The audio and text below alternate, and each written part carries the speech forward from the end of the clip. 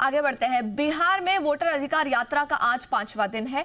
ये शेखपुरा से शुरू होकर मुंगेर पहुंच चुकी है, जहां रात को पड़ाव होगा।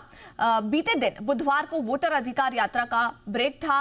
राहुल गांधी उपराष्ट्रपति चुनाव से जुड़े काम में व्यस्त रहने के चलते आज शाम से यात्रा में जुड़ेंगे। सुबह में ही यात्रा का नेतृत्व तेजस्वी यादव और दूसरे विपक्षी नेता कर रहे हैं।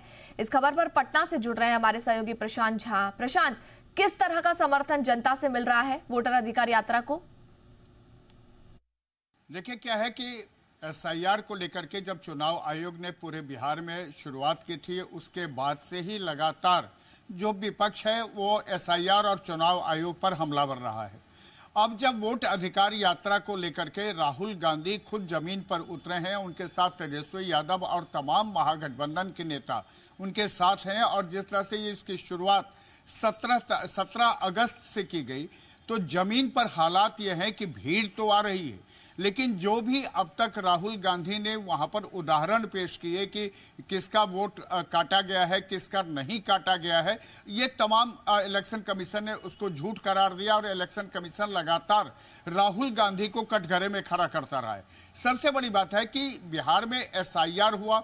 एसआईआर के बाद जो यहाँ पर वोट ड्राफ्ट 2025 जो सूची प्रकाशित की गई, उस सूची में लगभग 65 लाख कुछ हजार जो है उसमें मतदाताओं के नाम काटे गए। ये वैसे मतदाता थे जिनका या तो मौत हो गई है या फिर जिनकी शिफ्टिंग हो गई है, और इस मुद्दे को राहुल गांधी और तेजस्वी ने ये कहा कि ये बीजेपी के इशारे पर किया जा रहा है, और इससे जो वोटर्स हैं उनके वोट का अधिकार जो है छीना जा रहा है।